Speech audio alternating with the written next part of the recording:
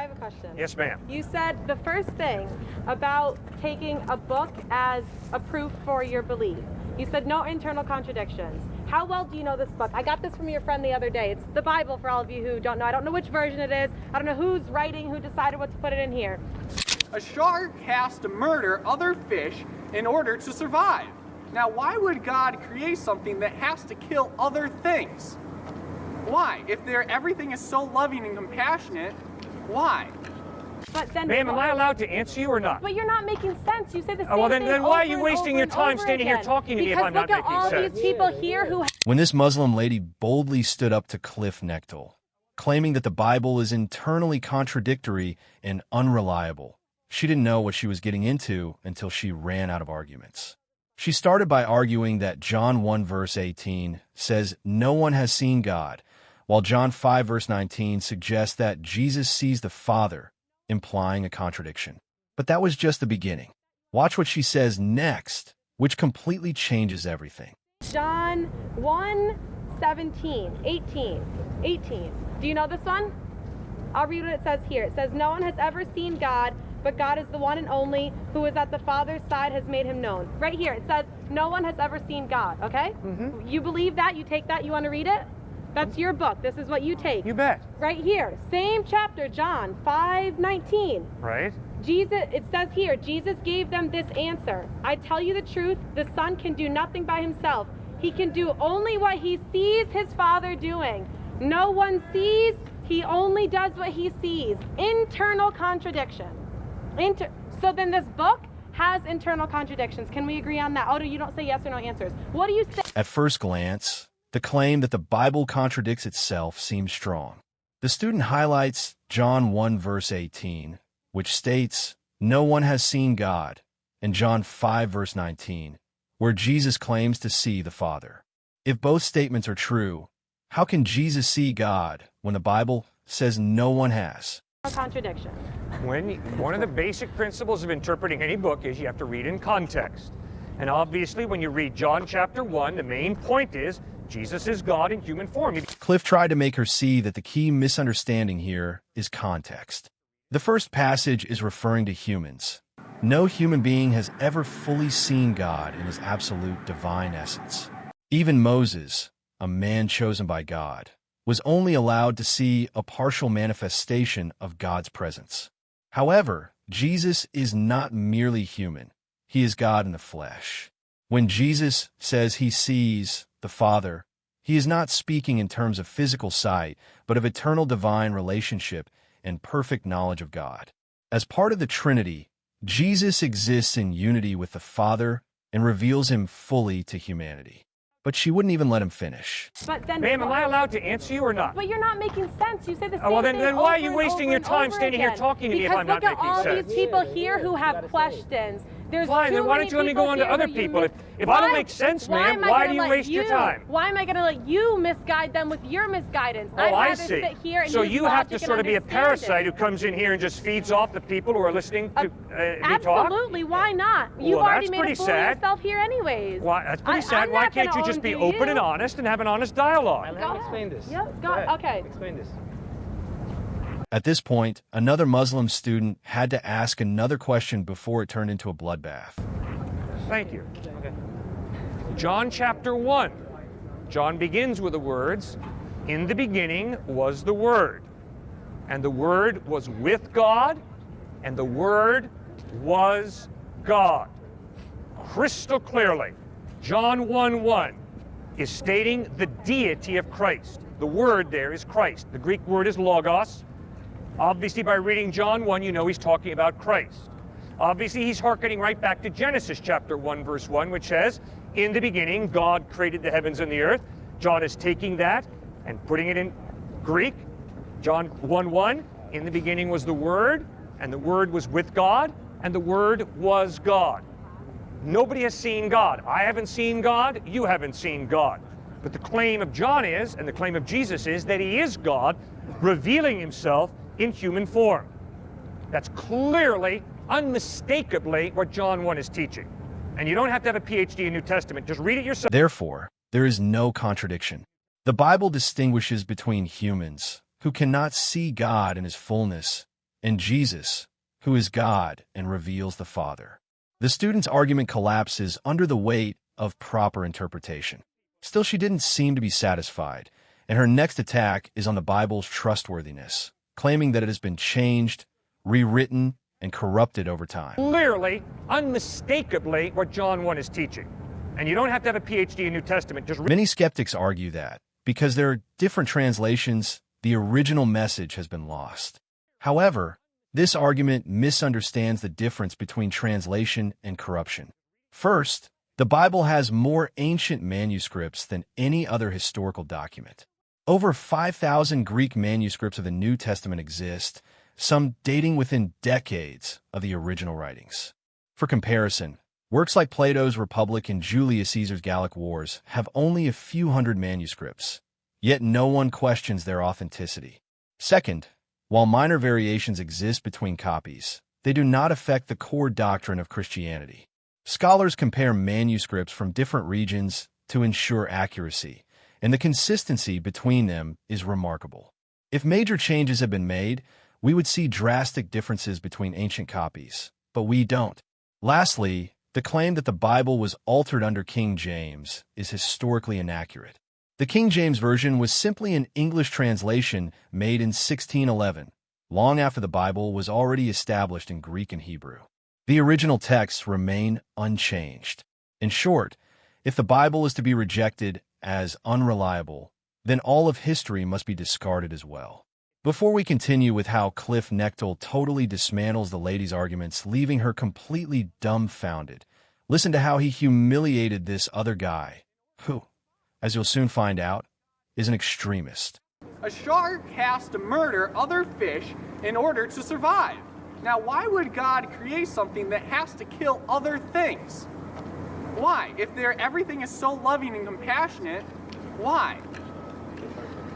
All right, you're getting to a very good point, which is there is a difference between cutting a head of lettuce, and there is some pain there when you cut a head of lettuce. Yes.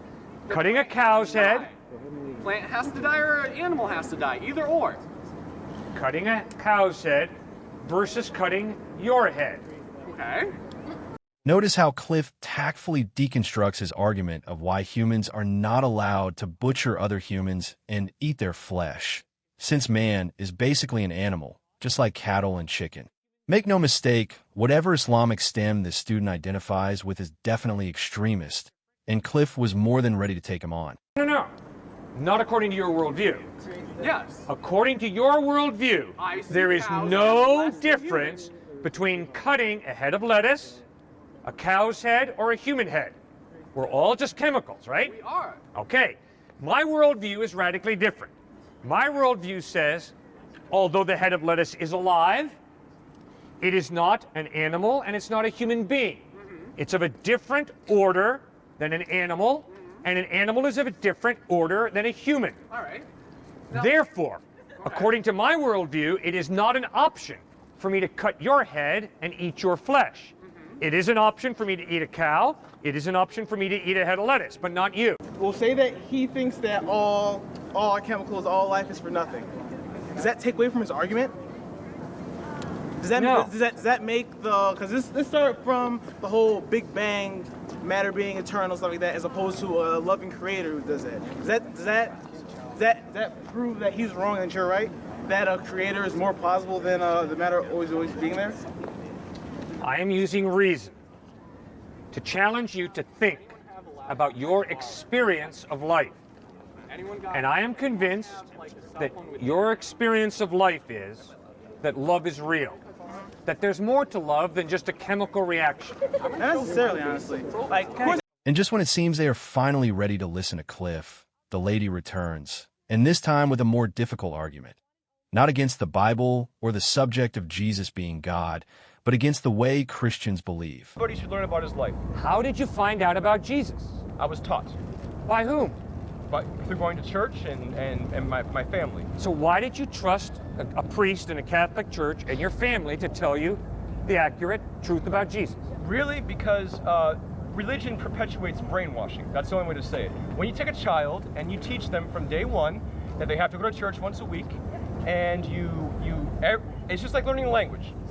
If you ask me to speak Chinese right now, I'm not going to be able to do it. But if I grew up in China, it would be second nature to me. Religion, think about baptism, okay? What is baptism? Why is it so important? Why was the idea that baptism is everything so perpetuated? You know what baptism is? You are making the choice for a child that can't even make up its mind yet. You see? You've already indoctrinated them into a belief system. Without them being The Muslim student tries to argue that faith in Christ is nothing more than indoctrination. People only believe in Christianity because they were raised with it. If they had been born elsewhere, they would follow a different religion. First of all, this argument fails because it confuses cultural influence with truth. While it's true that people are influenced by their upbringing, that does not determine whether a belief is true or false. For example, a child raised in a society that teaches the earth is flat does not make the earth flat. It remains a sphere regardless of belief. And it had to take someone like Cliffe Knechtle to make him understand. Where does Jesus talk about infant baptism? Where does Paul or Peter or James talk about infant baptism? How about John? Where does anywhere in the Bible is infant baptism talked about? So I agree with you. You see, sir, we agree. Infant baptism is found nowhere in the Bible. Okay. So my question remains on the table, sir. What is your source of information about Jesus? Why did you trust that source? Be it the Catholic priest, be it your mom and dad? Okay, fine. Yes. What because, if we say because Muhammad? I was raised since this big to know and taught. That's why you trusted. Okay. I had to be a skeptic. I was not going to trust mom and dad and the local priest or minister to tell me the truth about Jesus. I have to go to the eyewitness testimonies. Okay. Which have been That's changed. That's right, since they were sir. written. I am That's not a whole going to other build debate. my life on what mom and dad tell me. That's a whole other debate because The real question isn't why people believe, but whether what they believe is true. Christianity is not just a cultural construct. It is built on historical evidence, logical reasoning, and personal transformation. Many people, including former atheists and skeptics, have come to faith not because of upbringing, but because they examined the evidence and found it compelling. But the student isn't quite done tearing himself apart piece by piece. You have to think things through yourself. All right. Well, you just mentioned to me that the Bible has been rewritten many times, and pieces of it have been excluded and are still being found right now. So what you're saying is that your first-hand source that you're talking about has been used. King James rewrote the Bible for a reason, okay? And before our political systems were able to control the masses, religion controlled the masses. Religion was government. Truth is not determined by geography. The claim that if you were born somewhere else, you'd believe differently is irrelevant to whether Christianity is objectively true. Now, on the topic of the scriptural translations, listen to how Cliffe put down his whole argument. All right. King James in the early 1600s did not translate the Hebrew Old Testament or the Greek New Testament. He didn't know the languages. I'm not saying he did it himself. He was the king. He told someone Hebrew to do scholars and Greek scholars. it. Right, okay. They did not change anything. How do you know? Because I've studied the Hebrew Old Testament and the Greek New Testament. Do you know Hebrew and Greek? I had to learn Hebrew and Greek in seminary. The way that they taught, And I the way that know they spoke it at that the the time Old that Testament was revealed. written in Hebrew and the New Testament was written in Greek. Now, you raise a great question, which is, why should we trust Matthew, Mark, Luke, and John to give us accurate historical information? Hopefully you have some tests, sir, that you use to determine historical reliability. Myself, I've got 4 tests. I use them on Suetonius, Herodotus, U.S. history, Greek history, any history. Nothing sacred about my tests. Come up with your own. My 4 tests are internal consistency, meaning by that, are there contradictions within the text that point to massive confusion? When you read Matthew, Mark, Luke, and John, you'll notice a tremendous internal consistency. No contradictions. Different perspectives, yes. At this moment, you can see the student then shifts the argument. Even if the Bible is reliable, why should anyone believe in Christianity over Islam, Hinduism, or other religions? But Cliffe was just getting started roasting his imbalanced ideology. Second test, literary style. Once upon a time in the land of Nod, Wink and Blink and Nod took a boat ride. Obviously, that's fairy tale. It's not the literary style of Matthew, Mark, Luke, and John. Matthew, Mark, Luke, and John use historical narrative, like a newspaper reportage as literary style. Third test, archaeology. Are we talking about Jesus and the island of Atlantis? No. We're talking about archaeologically verifiable Bethlehem, Nazareth, Jerusalem, Rome, Sea of Galilee. Fourth test. What makes Christianity unique is that it is not just a set of moral teachings. It is based on a historical event, the resurrection of Jesus Christ. Other religions may offer philosophies, rules, and spiritual guidance, but Christianity hinges on whether Jesus actually rose from the dead. The Apostle Paul himself said, "If Christ has not been raised, our preaching is useless, and so is your faith." Christianity is verifiable. If the resurrection is false, the faith crumbles. But if it happened, then Jesus is who he claimed to be, God in the flesh, the Savior of the world. Unlike other religious leaders, Jesus didn't just claim to know the truth. He claimed to be the truth. No other faith has a founder who predicted his own death and resurrection and then fulfilled it. The resurrection is the line in the sand. It is the reason Christianity stands apart from every other belief system. Test. Come on, man. 2,000 years ago, in the first century, these guys write these Gospels. Haven't you ever played telephone? You whisper a secret in the ear of the person next to you. They whisper it in the ear of the person next to them. Yes, I played that game. Yes, the secret's totally perverted. That is not how we have the Gospels handed down to us. Sir, the Gospels that we have today in English are based on over 5,200 Greek manuscripts, all agreeing to an infinitesimal degree. Sir, there is no document from antiquity that can even approach the New Testament Gospels in manuscript evidence. So the overwhelming evidence is the Gospels are accurate historically. As the confrontation progressed, the student's arguments started to unravel. Every challenge he poses, whether about contradictions, historical reliability, blind faith, or the uniqueness of Christianity, is met with historical, logical, and theological evidence that exposes the flaws in her reasoning. Now you can see that what started as a confident attack against Christianity ends with the student on the defensive. He came expecting to tear down the faith, but instead, he encountered truth that cannot be ignored. Cliffe does not mock him. He does not attack him personally. He simply presents the evidence as it stands. And as the weight of that evidence settles over the debate, the conclusion becomes clear.